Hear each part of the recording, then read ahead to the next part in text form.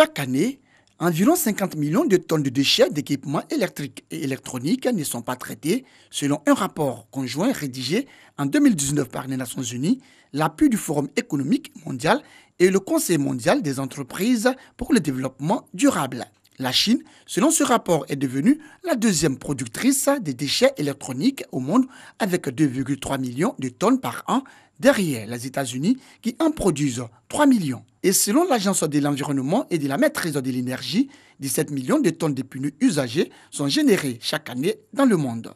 Des rapports qui inquiètent la Fédération des réseaux et associations de l'énergie, de l'environnement et du développement durable, FERADE. Un atelier de réflexion alors sur le projet de gestion écologique des déchets d'équipements électriques, électroniques et des pneus usagés. Objectif, protéger et améliorer l'environnement naturel et humain, mais surtout renforcer le rôle de la société civile dans la protection de l'environnement en Côte d'Ivoire. Les multi-entreprises qui existent dans le monde entier, ils vont déverser ces déchets dangereux dans nos pays, sans moyens. Si on n'a pas le décret, on n'a pas des tests, vous ne pouvez pas aller contre. Or, maintenant, les tests existent. Et c'est pour ça que nous soutenons le projet et nous remercions le chef de l'État, Alassane Ouattara. Cet atelier a bénéficié du soutien du ministère de l'Environnement et du Développement durable.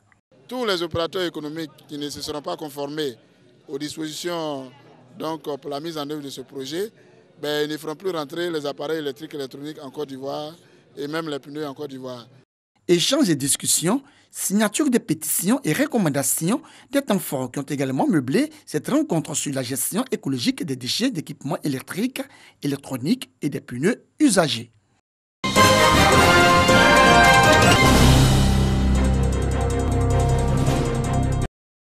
L'innovation de l'administration publique est en marche. Pour matérialiser cette vision, la ministre chargée de la modernisation de l'administration, Raymonde Goudou Kofi, lance officiellement les travaux pour élaborer un cadre stratégique de modernisation CSM. La ministre sensibilise les parties prenantes sur l'importance de ce futur plan d'action, une feuille de route pour améliorer les performances des services publics. Le ministère de la modernisation de l'administration met en œuvre plusieurs projets. Je voudrais parler du portail du citoyen Millet. Il s'agit également du profilage et de la codification des postes de travail dans l'administration publique.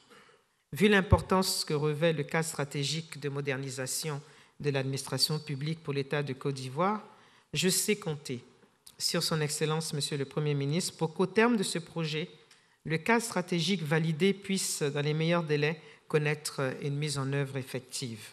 Le ministère chargé de la modernisation de l'administration, le PNUD et ses partenaires définissent les axes stratégiques alignés sur le plan national de développement PND.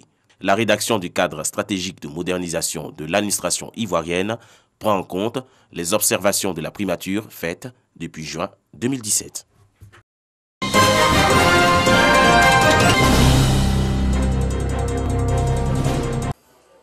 C'était l'une des recommandations du séminaire sur le pétrole et l'énergie tenu en juillet dernier à Yamoussoukro.